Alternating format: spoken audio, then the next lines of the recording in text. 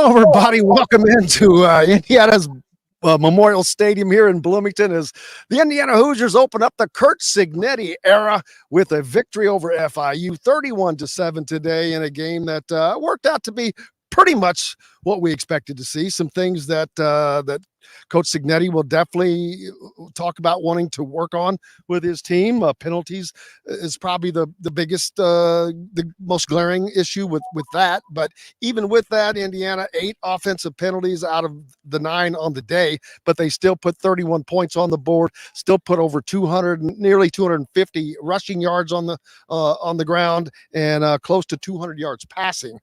So it was a good performance by the offense, especially coming out in this first game. They ran the ball extraordinarily well. You've got a couple of running backs that averaged either, I don't have the exact stats in front of me now, but I don't know if they finished over 5 yards a carry a piece, but I know that they were right at that mark for most of the game. And that's a great sign to see. Indiana could not run the ball across the street last year, and today put nearly 250 yards on the board. The quarterback, Curtis Rourke, he looked very comfortable from the get-go.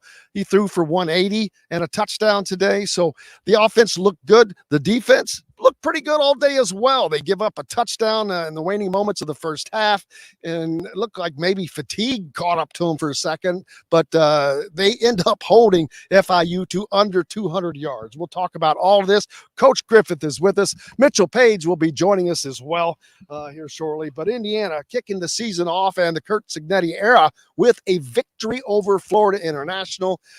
Coach Griffith, pretty much what we thought we'd see. I don't know exactly if I had it planned out, but the score I picked for today was 35-10, and Indiana would probably have scored more than that if they had not had the penalties they had on offense.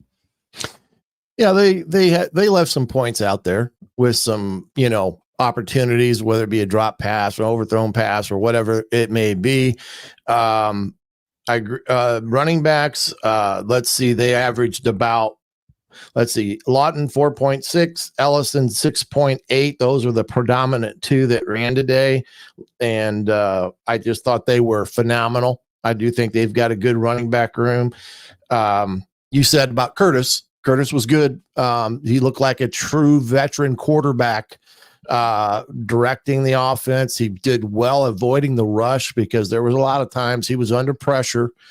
But offensively, run game solid, pass game, some things to work on. And I said earlier, defense, I thought played lights out. I really did. They held them to 100 and I think it was 180 some yards in total offense. And pretty darn good performance by defense that did a lot of things out there. Jim, I thought they did a great job moving around and disguising things and caused some chaos. Yeah, they caused a lot of headaches for the quarterback of FIU, Keon Jenkins, and he was out there moving around. When you've got a mobile quarterback like that, that can get dangerous. But for the most part, they kept him in check. Like I said, they hold FIU to under 200 yards total offense. That's big. I don't care who you're playing. That's big boy football there. And other than the end of the second half, where, like I said, I think they got tired maybe. The humidity was out here, not quite used to it just yet, but other than that, they came back in the second half, stayed strong, didn't give up big plays, made a big play. They got the interception, the only turnover of the game. So Indiana gets a turnover to start this season off as well. So they're +1 in that category. But most importantly, they're +1 in the win-loss category, starting 1-0, and that's the most important thing, Coach. Well, we all say it, a win is a win is a win. It's hard to win. It's a difficult task to accomplish each and every Saturday to be perfect. And that's the thing that you're going to get with Coach Cignetti. He is not going to accept the fact that they were lackadaisical that last 7 minutes in the second half. Indiana's defense was 4 of 13 on third downs, 1 of 4 on fourth downs. But on that third down conversion, I bet you 3 of those conversions on third down came in that final drive before half that led to the score, because the defense had chances to get off the field and just didn't make the play. But Yeah, I mean, it checked all the boxes from a first game with what you wanted to do with a team that is not in the category that you are. You 32 minutes and time of possession. You ran the ball good. You threw the ball with efficiency and percentage and high percentage. And like you said, the most important thing is you get a win, and you're not canceling practice on Monday. Absolutely. And we kind of had a reboot on the start. So, and I forgot to say, hey, welcome, everybody. Welcome to the Hard Truth Indiana football postgame show with Indiana Sports Beat. Glad to have Hard Truth Distilling on as our title sponsor, not just for the Indiana football postgame shows, but they are our new studio sponsor as well for Indiana Sports Beat. So looking forward to doing more with the Hard Truth and bringing you the Hard Truth every week and every day during the week on Indiana Sports Beat. What a great place that is over there. If you haven't been to their main location in Nashville in Brown County, where they do all of the wonderful things like make that sweet mash bourbon and rye whiskeys made from grain to glass, baby. And if you're not a bourbon drinker, you can jump on their Hard Truth Toasted Coconut Rum, which sounds yum. But yeah, they great products and local right here, baby. It's Indiana stuff, the Hard Truth, and we're going to bring you the Hard Truth. Luckily today, not a lot of hard truth to bring, Coach. Everything worked out, like I said, like the coaches would hope that they would. They got through the game injury-free. Donovan McCulley was not medically really cleared to play today, Coach Cignetti said, and I think he maybe did a little bit, but ended up in the tent for a while, so they're not ready to cut him loose just yet. But for the most part, I think they got through this injury-free. We didn't see anything pop up. That's always a very, very important stat, of course, because you got to have the most important ability is availability. And game one, we've seen teams lose their quarterbacks in game one here this year already. So very, very important getting through that healthy. But most importantly for this team to start putting this stuff down, because most of them are new, Coach. Most of these guys are not JMU guys. The ones that are great, but even them, they're still adjusting. Someone asked Coach about his offense. How much of the offense have we seen? Well, his response was the offense changes week to week depending upon the opponent. So I don't know that he showed us a lot, to be honest with you. I think that's part of why, in combination of those offensive penalties in the second half, I also think that they were just, there's not a lot that you're going to do. You're already up a couple touchdowns, and you're like, there's no reason to show things at this juncture of the season. Yeah, and I think what he was trying to say is that our offense is in. We just go back and determine what we're going to do against this opponent and what we do best. And I think that's what you saw today based upon what they did. Now, they didn't do a lot of exotic things or crazy things where you had people moving all over the yard. But, in the first half, I thought Shanahan did a good job of getting into a rhythm and getting the offense going on all cylinders, run game, pass game. And he was able to, mix things up with personnel and some motions. They had the nice reverse that he called there when they got a little bit over happy on the backside. And you could see when that happens, this team's pretty darn good when they can stay in that rhythm. And I thought he did a pretty darn good job in that first half. And then, of course, they got it going in the second half a little bit there. But like I said, it's a good start. And like you mentioned earlier, you're going to see your best improvement from week 1 to week 2, especially offensively speaking. So a lot of positives and a lot of things that you need to work on to get better. Well, Charlie Miller was in town for the IU basketball reunion today, amongst a lot of other guys as well. He just made a comment up there under Five Left's post, I think. I just emailed you, Charlie, to your email, so you can jump on here whenever you get that. Love to have you jump on wherever you are out there somewhere, probably over closer to the Assembly Hall. Jalen Harrison on a visit today as well. So a lot going on here in Bloomington today. I was disappointed in the crowd, Coach. Probably about 30,000 here. And the students did great showing up, but they were gone before halftime. And Coach Cignetti was asked about it, and he said, "You know what? I've made my statement about that." And and I get it. He's not going to sit there and beg people to come. He's going to put a football team on the field. They're going to play. If you want to come, great. If you don't, he don't have time for you. That's not that he doesn't, not that it's not part of his job to maybe do the little bit of that, but at a certain point, you have to ask, what is it that you want? What is it that you're looking to see? They won today. They won easily today. They looked good from the start coming out. Things got stymied a little bit there, but that's the first game. That happens. So I would certainly hope to see, although next week's game is a Friday night game, a high school night, which sucks. Yeah. It's a night game. I don't know if how that's going to affect the crowd being a Friday night game, but these crowds have got to get better. They just have to. And I see Charlie jumping on, and there's Mitchell Page. We're going to have an all-star group get together here today, man. Look at this. Yeah, the crowd aspect of things is a issue with, it's for whatever reason, it's a tradition that goes way back, and it doesn't matter which year it is or who's playing who, but winning has a tendency to cure some of that. And once you put a few in the bucket and excitement starts to grow, you'll see the crowd, maybe from a student standpoint, stay in for 4 quarters, or I say lock the damn gates and don't let them leave. I agree. I guarantee you Mitchell agrees. Charlie Miller on with us as well. Charlie in town along with 5 Lefts. How are you, my man? How was the reunion, the Indiana basketball reunion? Can you hear us, Charlie? I'm doing well. I love that idea. You got to sign a waiver, lock the gates. The gates don't open up until the third quarter.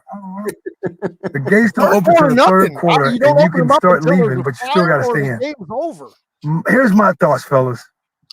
Now, you're right. You got to win. We know that, right? But then also, now, not being old school, to me, with the current student body, the way now people think, you got to put that out there and call their ass out. Excuse my language, man.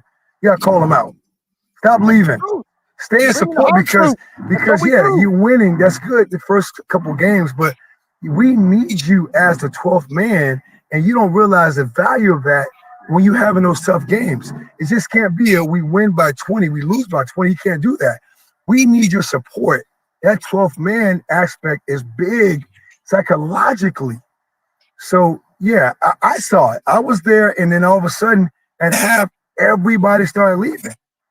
And I'm like, man, you got to stay in support because that's great. But now you're going to go also into that mindset of, oh, yeah, we win against FIU, but what about next week? No, stay. And just like we're trying to play the next freaking play. I wanted to say something different. I caught myself. Yeah, and but stay. After a win. Stay. Exactly. Right? That's it. So I'm with you guys. I appreciate it.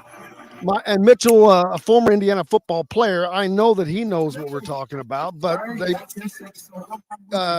Mitchell, you are as big a football fan, IU fan right now as there are. I saw your tweets. You were fired up, and everything went well.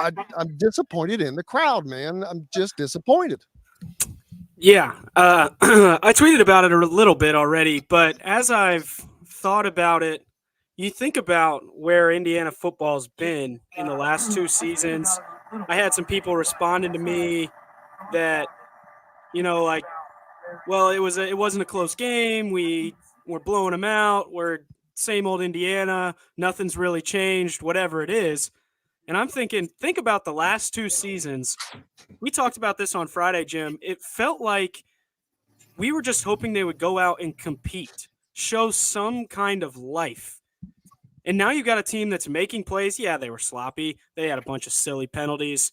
They did some things that are probably not going to happen a couple weeks from now. Didn't look pretty, but they dominated the game. It was never in question. How often do you get to feel like that as a fan, where you can just sit back and enjoy being in the stadium? You're going to win. You're going to leave happy. after the last 2 seasons, I don't know how you could. I would never leave the stadium, maybe ever again, after a feeling like that, because of how bad it's been the last couple years. You finally get to just watch and enjoy winning. And who knows what happens the rest of the year. I think there's going to be a ton of improvement, but it feels like for the stadium to look like that, it was almost a slap in the face to the players. I know I felt it when I was there. I played in a game against Ohio State when they were 1 or 2 in the country. We had an onside kick down 7 with a minute left in the game, and there was 1,000 people in the stands. I don't know where that other noise is coming from, by the way. What's Sorry. that? I apologize. I don't know where that other noise is coming from. Oh, it's all good. Charlie, if you can't stay, I'd understand, but I definitely want to hook up with you when we're done here. But what was you got to come in and have the reunion today with the players, and did you meet with Jalen Harrelson, by the way? I did. I met with him, his family. Indications looking great, but you never know, because it was a lot of dog and pony show. Let's just keep it real. There was some good timing around that, because you had 9 generations of IU hoops in town. 9. 1954, was that right? 1954 was the first class. Was that Of what? at our reunion?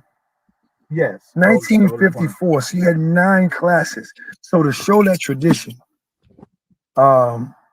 it's a high chance of him becoming, and also watching, like, again, for me, the dog and pony show, because he had the uniform on, walking the thing. It was like almost a bottle service at a club, guys. Seriously, it's like, seriously, That's like, good recruiting, Charlie. it was like a body. It's all different. I'm not old school. I guess I'm old school because he was walking, and you had speakers behind him. Everybody like, what's going on? I'm like, what? Like carrying the speakers behind him? You carrying the speakers behind him. Music blaring, and he had the uniform on. I'm like, okay, I get it, but I'm all good. But I want to transition this, because I don't want to lose out on what we're doing at the football. This is about football. I'm hoping that you got a new sheriff in town with the head coach. I'm hoping that we become bold and daring and start telling students, stay. I mean, so what? So what if it doesn't work out where you start losing? But at least start asking them to come. Stay. Start asking to stay. Because you're going to have to do that. Like you just said earlier, it was like, tweeting, yeah, we were winning. Yeah, but like, so what? Like, you don't realize the value of people being in the stands, and you're still on the road as a visiting team. I don't care if you're Ohio State. I don't care whoever you are. You're on the road, and you never know what can happen in the Big Ten. You never know what can happen when you get galvanized by a crowd. And that's the turning point to me. It's going to come from down with the players and the coaches, but it's the fanfare. I saw it and witnessed it, man. It was, man, I just wish I wish fans understand, like, stay at those games. It's amazing how people don't understand how valuable that is. No, even for real. 24-7, 31-7, whatever it is. Yeah. How valuable, whether you're the backups getting in the game at the very end, just the confidence it gives you to have a full stadium of your colors, people cheering for you, the confidence that it gives you going into next week, in the week. Yeah, for real. You just don't understand how much that matters. I mean, I can remember games where I'd come out at halftime, we are winning the game, and the stadium is empty, and we're not beaten. Everybody's saying, well, it's FIU, blah, blah. I don't care. We're playing Michigan State, Michigan, toe-to-toe. The double overtime game against Michigan, if you look at this is the game I dropped the ball. I'll never forget it. We're in double overtime. If you look at the stands, double overtime Michigan, 16th ranked team in the country, maybe half full. It doesn't make any sense. I don't understand it. It happens nowhere else. I watched Florida and Miami today while Indiana was playing. Florida's down by 4 touchdowns pretty much the whole game. The stadium's full until 2 minutes left in the game. Yeah. And Ryan makes this comment that they will once it's proven and Indiana's playing an even That's opponent. The difference. Ryan, I say horse crap to that. I'm like, anybody can do that. Anybody. Exactly, because like for example, okay, if you support it before it's proven, now we don't have to go into fair weather. We're only here because we're winning. No, start now, because now the story is more significant. It's more relevant to say we started supporting, all of a sudden they got galvanized. All of a sudden, synergy happened. That has to be the case. And that's going to start building up your recruits. Yes. Especially with the NIL deal situation. We hadn't And even they had a gotten lot into of that. We talked about That's a great point, Charlie, because they had 42, I think, guys visiting today. Yes. And those Maybe 10 of recruits them were stay the whole committed game. already, but that means you've got 32 guys visiting that they're going to look around. I'm going to wonder if FIU doesn't get 30,000 people. Well, check it out. Put it this way. Pitbull, funny story. Pitbull just actually donated a lot of money, millions of dollars to FIU Stadium. Yes, it's not called Pitbull Stadium, right? Pitbull, Charlie Miller, 6 degrees of separation. He went to my high school. Okay. So I miss Pitbull as a player, but he played basketball, but he knows of me. I know of him. We got a great mutual friend. Think about that. Okay, Pitbull did this, blah, blah, blah. But okay, I can come in FIU and meet Pitbull. That's a big deal for a kid, because you never know what that's going to parlay into. Even if it's going to parlay into anything. Like what we have around here in Bloomington. I'm in Bloomington right now. Like what we have built here, like I don't care about tradition. I don't care. We have a new regime. We have a new system built from that. You can't go off tradition. You cannot. How about you support it? And then after a year or two, say whatever. Like let's start begin again. Because that's going to help you get the players that you can now. Let's say it. I almost said something different. Excuse my language. Preach it. Let's freaking buy them. It is what it is. We can buy them now. This is back in the day. You had to go, to Buffalo Louie's and get them some chicken wings. Now you can buy them. You can get them right here now. You can get Buffalo Louie's chicken wings right here at the stadium. As I saw today, I'm so mad. You guys don't start me. I don't want to take over this. I don't want to start this today over all the shit I saw. Excuse my language. That's all right. I don't want to see all that stuff I saw today and people talking about how much you would have made. Don't start me on that. I'm not on that. That's why I'm drinking water right now. I couldn't go into therapy. After all this money I'm hearing, what's going around here in Bloomington. Yeah, I think I got 2 points I want to make. Yes, sir. The recruiting aspect is one of the most important things that nobody talks about. Correct. It's also funny. This is just an observation, and fans are going to get mad at what I'm about to say, but I'm going to say it anyways.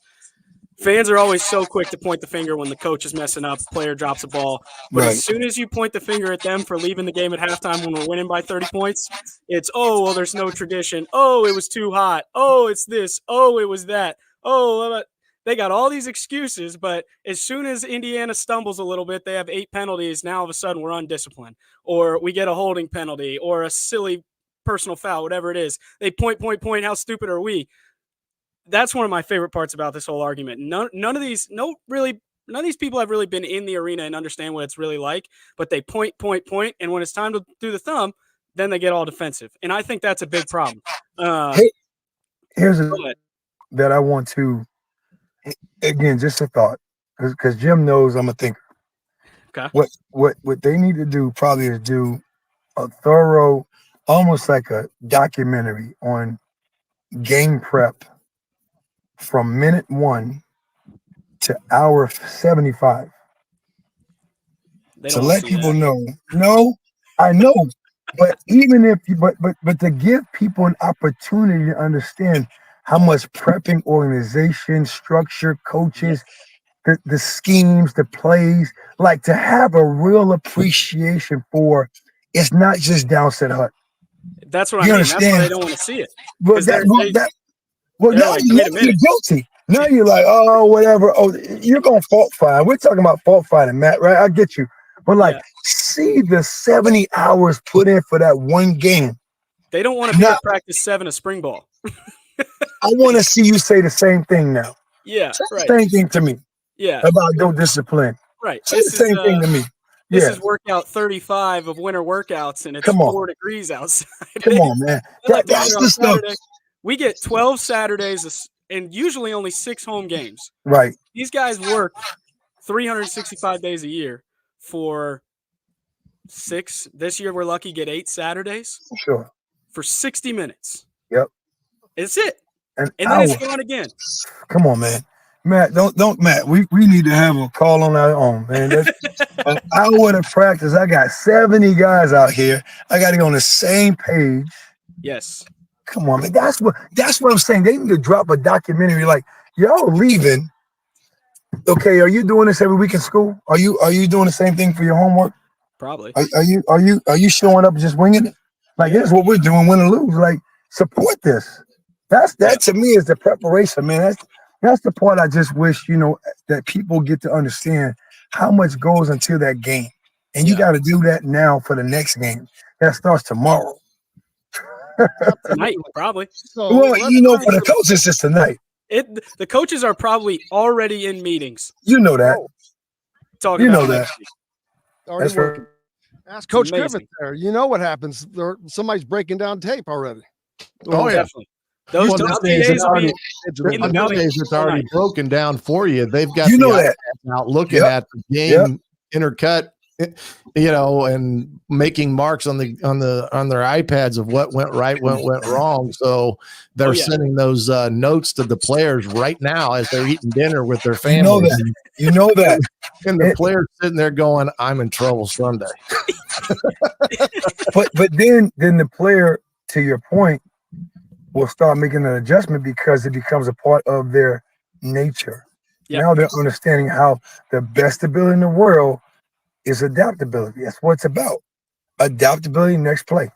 Yeah, and you see so much improvement week 1 to week 2 in college football. Yes, sir. That's right. It felt like a brand new staff with brand new schemes and brand new players, like 20% of the time. Yep. Which is actually pretty good if you think about it. I mean, this is a completely different program, completely revamped, all new coaches, all new everything, top to bottom. And to come out and really control the game, and you can say dominant, whatever, the game was under control. It never felt like Florida International was going to win the game. They were in control. They made some mistakes, but it never got in doubt. To be able to do that with how many changes they had, they're just going to be so much better next week. You get a Western Illinois team that's going to be reeling. They got beat up a little bit this week. And you get ready for a big challenge in week 3. Now they're going to talk all Western Illinois. We're the media. We have the advantage of being able to talk about what lies ahead, because all of this is really building up to going out to Los Angeles and playing UCLA and making a statement in the Big Ten. And fans can point to that as, oh, well, they beat UCLA. Now we're going to come, whatever. But you start stacking these things over and over again. Jim and I talked about this yesterday on your show. It's all about momentum. You have a game like this where you really don't play great. You're good. You're as good, I think, as we could have hoped. You stack good plays. Second half gets, whatever. But you learn from it. Now next week you go out to Western Illinois, hopefully blitz them. Now you've got more momentum. You've got more confidence. You corrected some of the things from this week. Go out to UCLA. Who knows what's going to happen with them in Hawaii tonight, but they don't have that second week to make the jump. They've got 2 weeks to kind of dwell on what's happening in week 1 after a long trip out to Hawaii. You catch them kind of in a weird time. Now you take it to them. And you saw a lot of reasons to believe that Indiana can take it to a team like UCLA. They got a lot of speed. I think there's some guys that maybe we didn't talk about as much leading up to the season that showed some serious ability. Thinking about Miles Price mostly. I think he's got a serious upside. But you start stacking these things up. You go back to the favorable schedule, and that's exactly what I wanted to see out of Indiana, was just a commanding performance. Start to finish. Who cares? It didn't end up 50-0. It was never in doubt. That's all you can ask for. Game 1 of a brand new coach, brand new regime, top to bottom. Really expect a massive jump from week 2 to week 2. Charlie, appreciate you, my friend. I know you and Bob got to get going, but send me a text where you're going. I want to hook up with you. Haven't gotten to see you yet. What's it? What's it called? Just I don't Cool. know. What's it called? Sorry, Little just send me a text. That way you don't podcast it. Oh, we going to That way you don't Yonkos. podcast it to everybody. You're doing too much, man. Telling people where I'm at, bro. Oh, man. Yeah. Okay. I'll send you a text message. I appreciate you, my friend. We're just talking. Hey, I'm sorry to interrupt. Shannon, No. Matt, I appreciate it, Jim. Love you, man. Always. I'm glad to have you, Hat brother. tip to you guys. And my last 2 cents on that, I'm hoping they get. Do we put the Jets at the practice so we can practice with that noise? Because we can go out to UCLA. Now, again, that's why I want fans, because you get used to it in practice. So when you play, you're conditioned. Yeah. You get that crowd when you don't stand that crowd noise. I remember playing against Kansas my freshman year. I couldn't hear myself think. That was a real thing, guys. I couldn't hear myself think. We played at Ohio State. Same thing. I turned back to get the play. My vision went blurry. We had to call timeout because we couldn't see the sideline. Think. You need the crowd. You need that to make those real-time adjustments. Because adrenaline is real. So, guys, I appreciate you. Thank you for allowing me to hop on. Jim, I'll let you know where I'm at, man. I appreciate you. Appreciate you, Charlie, my friend. And thank you, sir. You guys have a good one. We'll see those guys later. Okay, now let's find some stuff besides the crowd to talk about. Coach, for a game one, we know what mostly things worked right. We know what didn't work. It was just penalties for the most part that slowed the offense down. Defense was good pretty much 85% of the day. They had that let down at the end of the half a little bit. I don't know if that was fatigue or if they just caught them at the right spot, but they caught them. But they bounced back in the second half and shut them down. They didn't give up a point, held them to less than 200 yards for the game. So that's pretty good defensively to hold a team to that few of points and that few of yards. Yeah, and I think the defense played lights out today. Aiden Fisher was all over the place. The defensive line did what they needed to do by putting pressure at the times they needed to get pressure, and they did a great job in the run game up front and really didn't give them much in that arena either. Now, talking about what to expect moving forward. When they come in to watch film, you hope that every kid comes into that video room, leaves their ego at the door. Yeah, you won, but let's strive for better. This is where the kids from James Madison are going to come in and say, you guys, this is what to expect. You won, but you didn't win in the fashion that we're accustomed to. And we're going to take you to that level. And you hope that every kid comes in there with that mindset that I'm going to get better at what I need to get better at so that I can elevate my play along with my buddies' play so that we can become a better team. And that's the difference between really good teams and average teams. The really good teams come in each and every day and figure out a way to get better.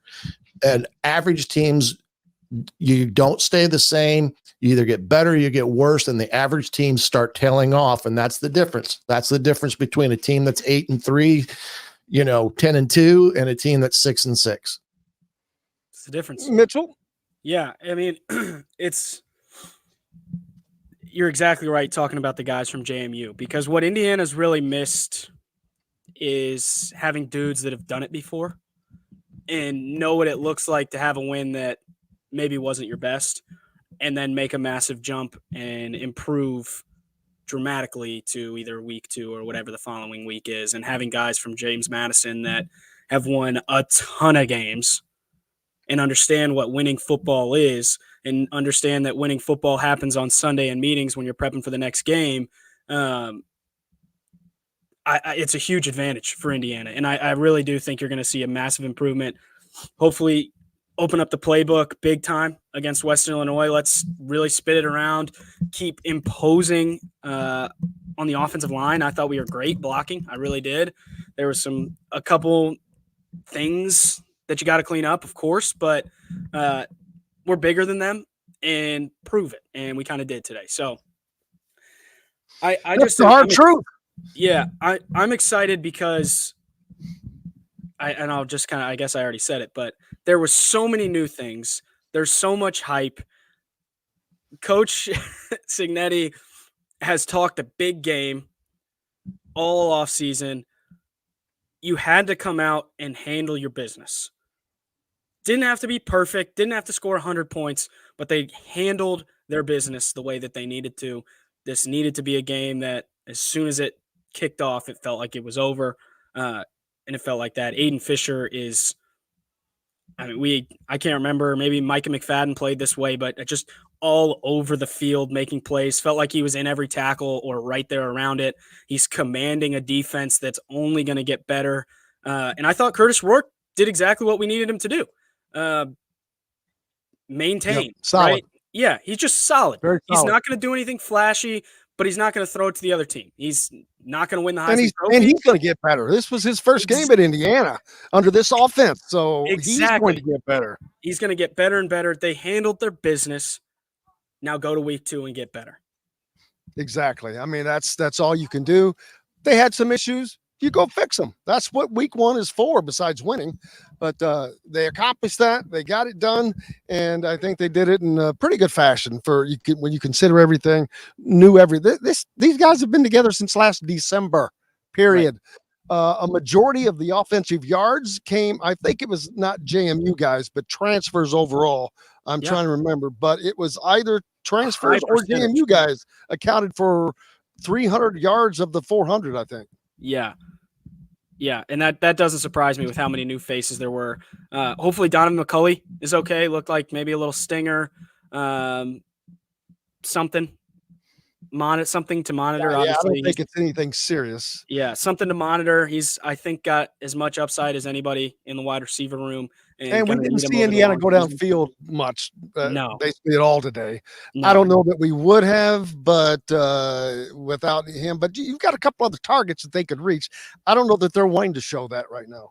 Yeah, they handled their business. They did exactly what they needed to do, control the ball, control the game, put it out of reach early, get reps on offense at the things that we do, and just get better. And I think next week will be a big jump, and obviously 2 weeks from now is the one that you really circle as a fan.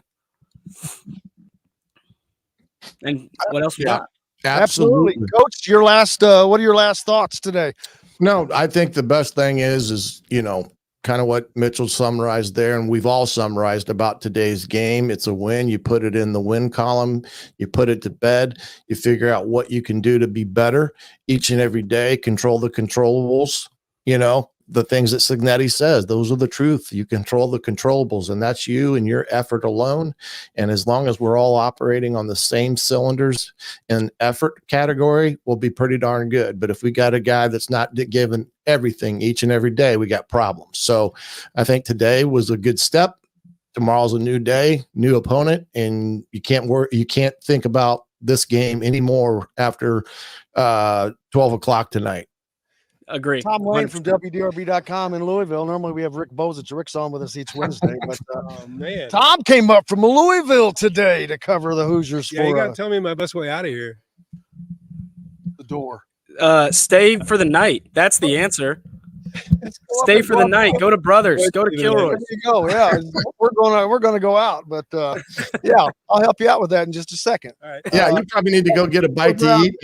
I've got a wife yelling at me to kick the I cannot thank everybody enough. We appreciate you guys. We'll be back to do this after every game. Thanks a lot to Tom. Thanks to Charlie Miller for joining us as well. Mitchell Page, of course, former Indiana football player, and Coach Shannon Griffith here on the program today as well. Most importantly, thanks to each and every one of you. And don't forget, brought to you by The Hard Truth in Nashville and wherever you may be living, whether you're in Michigan, Florida, their products are all over now. Go get them. They're good stuff, and it's Hoosier homemade, baby. Don't forget, we'll be bringing you The Hard Truth every Monday through Friday on Indiana Sports Beat as well.